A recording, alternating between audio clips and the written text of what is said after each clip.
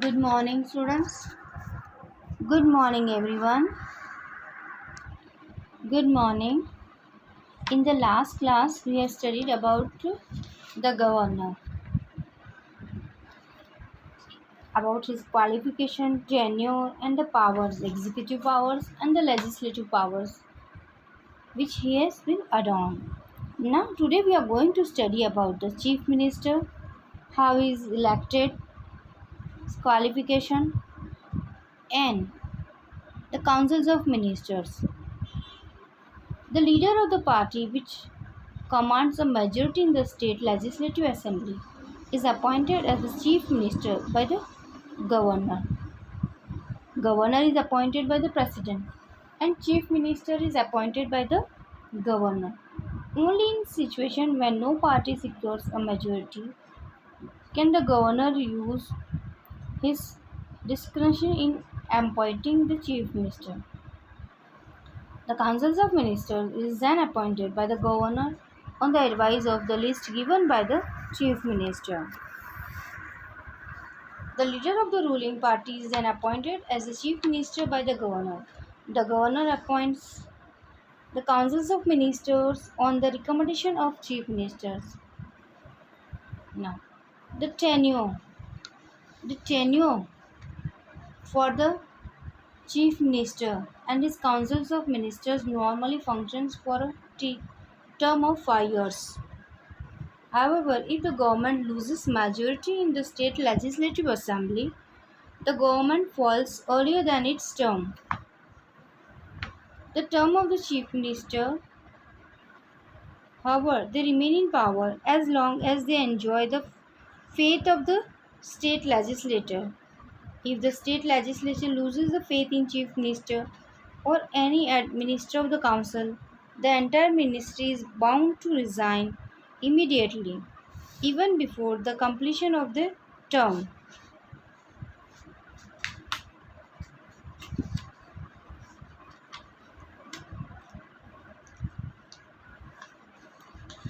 So this was about the tenure. The councils of ministers act as a team and is collectively responsible for its commissions and omissions. So they work together all as a team. A vote of no confidence against any one minister is a vote of no confidence against the entire ministry. Means if people are not satisfied and they have the vote of no confidence, then it is against the entire team, not for a single person. The constitution clearly states that the councils of ministers is collectively responsible to the legislature. Means if any mistake, anything is done by a single person, then the whole councils of ministers is collectively responsible to the legislature. Now we are going to study about the powers and functions of the chief minister. The chief minister performs the following functions. He heads the councils of ministers, acts as a link between the governor and the councils of ministers, acts as the chief architect of the policies of the state government, means whatever policies are made in the state, he is the architecture of it, allocates separate departments to the councils of ministers. Yes, these councils of ministers are given different departments to work according to their efficiency and skill. Coordinates and supervise the functioning of the entire ministry. Now, the chief minister performs that he has to coordinate the work and supervise the work of his councils of ministry. He presides over the meetings of councils of ministers. He selects the entire councils of ministers and allocates portfolios to them. The chief minister is the pivot of the state. So, everything in the state has to be taken in consideration by the chief minister. Now we move towards the state legislature. India has 28 states and 8 union territories. The state legislature in India is based more or less on the union parliament.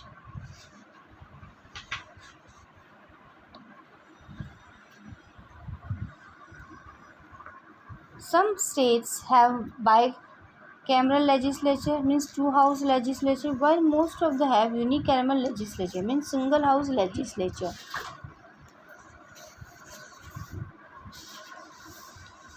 At present, 7 Indian states have bicameral legislature. These are Jammu and Kashmir, Uttar Pradesh, Maharashtra, Bihar, Karnataka, Telangana, and Andhra Pradesh. The rest of the remaining states are unicameral. Unicameral means single house legislature. Now, we'll be studying about the state legislative assembly.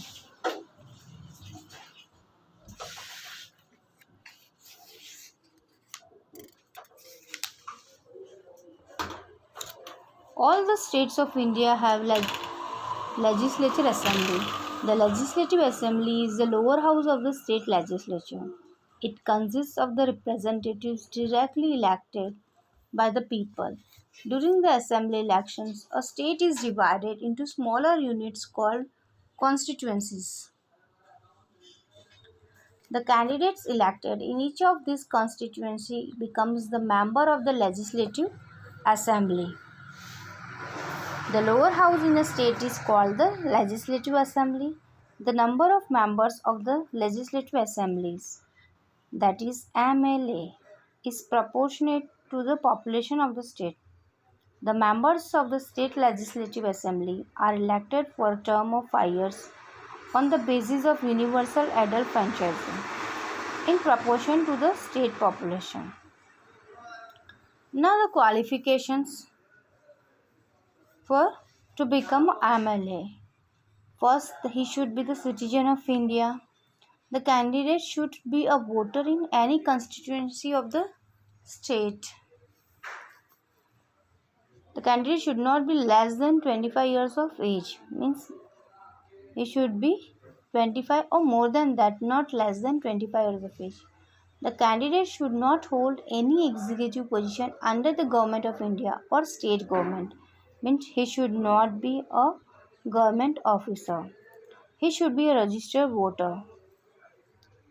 The candidate should be sound mental health, means physically he should be fit. He should not have any type of criminal records also. He should not be a bankrupt. All records should be is neat and clear.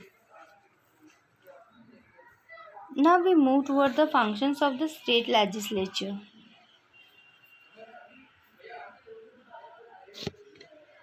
The state legislature is empowered to make laws on 66 subjects mentioned in the state list and 47 subjects mentioned in the concurrent list.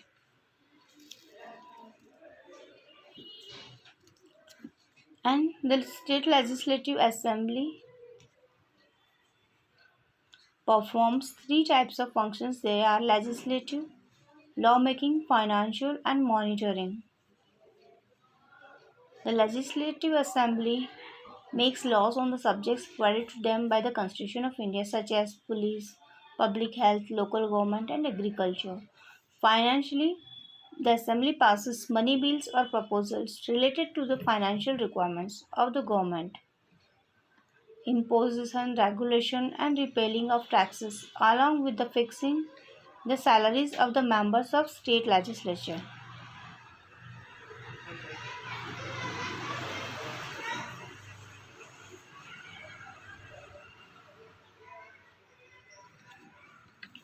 Monitoring. The Assembly monitors the functioning of the councils of ministers by analyzing the policies undertaken by them, asking them the questions related to the policies, and pointing out the flaws in the policies.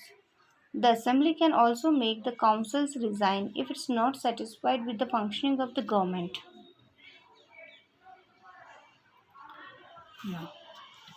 The control over the executive.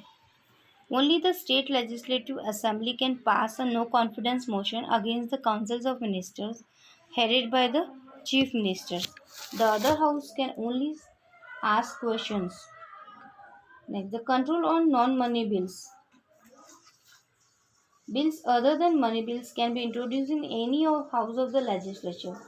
If the council rejects a bill or if 3 months passes without the council passing the bill, it can be reintroduced in the assembly.